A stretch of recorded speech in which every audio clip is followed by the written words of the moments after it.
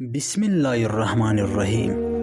السلام علیکم پیارے دوستو، کیا آپ لوگ جانتے ہیں کہ قرآن میں ایک ایسا انسان بھی تھا جو دنیا کا سب سے امیر انسان تھا، لیکن ایک پل میں اللہ تعالیٰ نے اس کا سب کچھ زمین میں غائب کر دیا۔ آخر کیسے؟ آئیے پورا واقعہ قرآن کی روشنی میں سنتے ہیں۔ پیارے دوستو، یہ بات بہت کم لوگ جانتے ہیں کہ قارون شروع میں کوئی بادشاہ نہیں تھا، کوئی شہزادہ نہیں تھا، بلکہ بنی اسرائیل کا ایک عام آدمی تھا۔ بلکہ بعض روایات کے مطابق وہ غریب بھی تھا، علم رکھتا تھا، تورات کا جاننے والا تھا، یعنی اللہ نے اسے علم بھی دیا تھا اور پھر مال بھی۔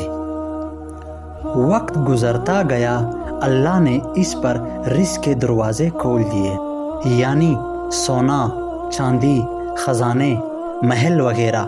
پیارے دوستو، قرآن کہتا ہے کہ ہم نے اسے اتنے خزانے دیے کہ ان کی کنجیاں طاقتور لوگوں کی جماعت پر باری تھی۔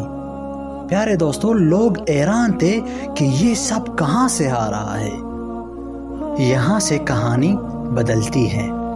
جیسے جیسے دولت بڑھتی گئی، شکر کم ہوتا گیا، عاجزی ختم ہوتی گئی، دل سخت ہوتا گیا۔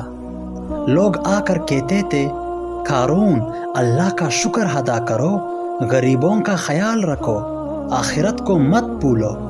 لیکن قارون مسکرا کر کہتا، یہ سب مجھے میرے علم کی وجہ سے ملا ہے، یعنی یہ اللہ کا کرم نہیں، یہ میرا کمال ہے۔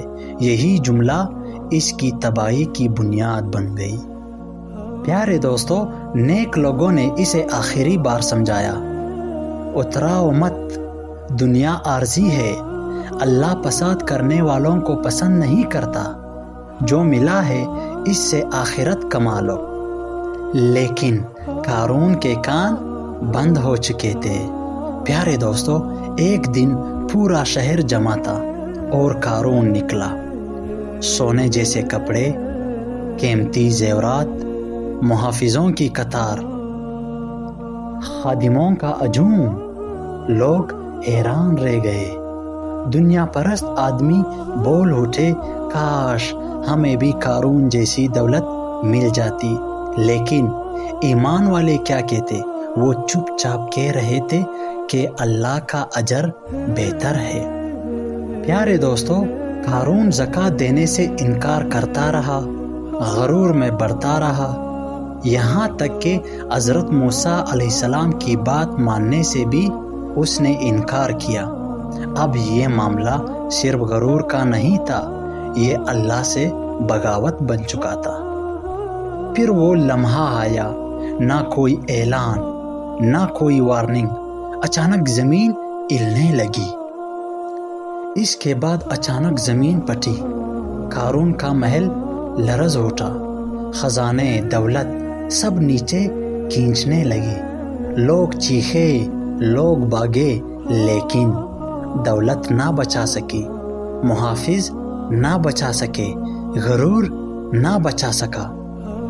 پیارے دوستو، قارون اور اس کا گھر زمین میں دس کر غائب ہو گیا، سب کچھ ایک لمحے میں ختم۔